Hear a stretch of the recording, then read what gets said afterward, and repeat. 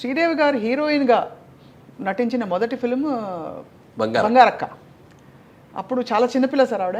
చాలా సరిగ్గా చెప్పాలంటే హీరోయిన్గా అదే ఫస్ట్ సినిమా.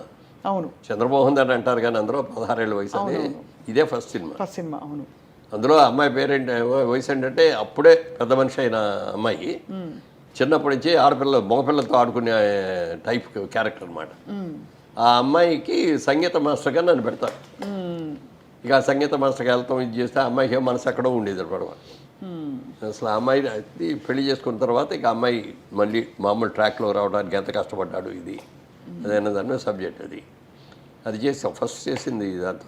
అప్పుడు వాళ్ళ అంటే ఇది అడగకూడదో అడగచ్చో తెలియదు సార్, వాళ్ళ అమ్మగారు మిమ్మల్ని అల్లుడు చేసుకుందాం అనుకున్నారా అంటారు, నిజమా సార్?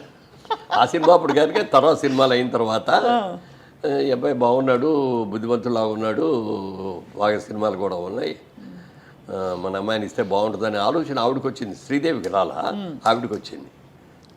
ఆవిడకి వచ్చి వాళ్ళ ఫ్రెండ్ ఎవరి దగ్గర అంది, అమ్మాయికి ఆయన్ని ఇస్తే బాగుంటుందేమో అని చెప్పి అందంట. అంటే ఆయన పెళ్ళి అయిపోయిందండి, 2 పిల్లలు కూడా రండి అన్నారా? అంటే లేదు లేదు అట్లా అప్పుడే పెళ్ళి అయ్యి ఉంటుంది కుర్రాలాగుంటే.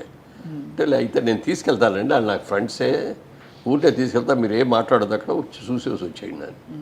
ఇద్దరు ఆవిడ తీసుకొని వచ్చిన తర్వాత ఇంటికి వచ్చాక చూసేది నన్ను, మా ఆవిడ్ని, మా పిల్లల్ని అందరిని చూసి మళ్ళీ డ్రాప్ అయిపోయింది. మేడంకి ఇవన్నీ తెలుసా సార్? తెలుసు. ఏమనేవారు అంటే నవ్వురుకుంటుంది అంతేనా? ఎప్పుడు ఒక చిన్న ఇది కూడా రాలేదు అసలు ఈర్ష్య కానీ. ఇప్పుడు జయచిత్ర పెట్టినప్పుడు జయచిత్రతో యాక్ట్ చేసినప్పుడు జయచిత్రతో పెళ్ళి అని చెప్పి అవును చాలా ఇట్లా వచ్చేసినాయి. తమిళ పత్రిక దినతంతి అని ఉండేది ఒక న్యూస్ పేపర్. జయచిత్ర గారే నాతో చెప్పారు మన ఇంటర్వ్యూ, నేను మొన్నటి కూడా చెప్పారా? మొన్ననే చెప్పారు.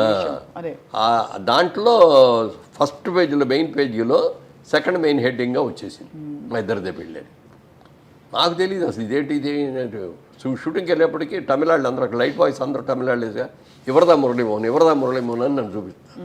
ఏంటిది ఇవాళ కొత్తగా అందరూ ఎవరిదా మురళీమోహన్ అని చూపిస్తున్నారు ఏంటి అని అనుకున్నా. నాకు తెలియదు. సెట్లోకి వెళ్ళిపోయిన తర్వాత ఎవరో వచ్చి అడిగారు, ఏంటి జయచిత్ర పెళ్లి చేసుకుంటున్నావు నిజమేనా అని. ఏంటి ఏం జయచిత్ర పెళ్లి చేసుకోవడం ఏంటి, నాకు పెళ్ళి అయిపోయింది కదా ఇంకా పెళ్ళి ఏంటి అన్న. కాదు ఇవాళ పేపర్లో వచ్చింది చూడ, నా తమిళ పేపర్ చూపించారు, అక్కడ నా ఫోటో జయచిత్ర ఫోటో 2 ఫోటోలు వేసి రాశాడు. ఈ లోపల అట్లూరు పూర్ణచంద్ర గారు ఫోన్ చేశారు, బాబు ఎక్కడున్నావు అన్నారు. వాహిని స్టూడియోలో ఉన్నానండి షూటింగ్లో అన్న. ఎంతసేపు సాయంత్రం దాకా ఇక్కడే రండి అన్న. నేను వస్తున్నాను అన్నాడు. అనగానే అప్పుడు భయం వేసింది. అప్పుడు దాకా ఏమీ లేదు, ఇదేంటి ఈయన వస్తున్నారు, ఈ పేపర్ ఏమైనా చదివాడు ఆయన, లేకపోతే ఏమైనా తెలిసిందా, వేరే పనితో వస్తారా అని కొంత ఇది ఉంది. అయినా అయ్యి ఉండదులే అని చెప్పి నా షూటింగ్లో పడిపోయాను. ఆయన కరెక్ట్గా 11:30కి వచ్చారు. వచ్చి బాబు ఒకసారి రాయిపోయి మాట్లాడదామని అని మేకప్ రూమ్లో తీసుకొచ్చి ఇట్లా పేపర్లో వచ్చింది బాబు నిజమేనా అన్నాడు. అయ్యో అలాంటి పని నేనెందుకు చేస్తానండి, నేను ఎప్పుడు అలాంటి పని చేయను, ఏదో ఎక్కడా పొరపాటు పడి ఏమన్నా చేస్తానేమో తప్పు అని చెప్పడం కోసం వద్దు అని చెప్పడం కోసం వచ్చాను అన్నారు. చాలా సంతోషం అండి మీరు నా మీద ప్రేమతో వచ్చినందుకు.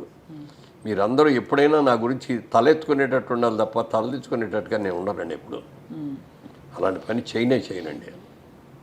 అందుకే బాబు చాలా సంతోషం అని చెప్పి వెళ్ళిపోయారు. అంటే ఒక ఫాదర్లీ ఎఫెక్షన్ ఆయనకి నేనంటే. అవును సార్, మిమ్మల్ని ఇంట్రొడ్యూస్ చేసింది వారే, ఆయనే కదా. ఆయన పెట్టిన భిక్ష, పేరు పెట్టిన పేరు ఆయన పెట్టారు, ఆయన పెట్టిన భిక్ష. అందుకే నా జీవితంలో 3 మర్చిపోలేను.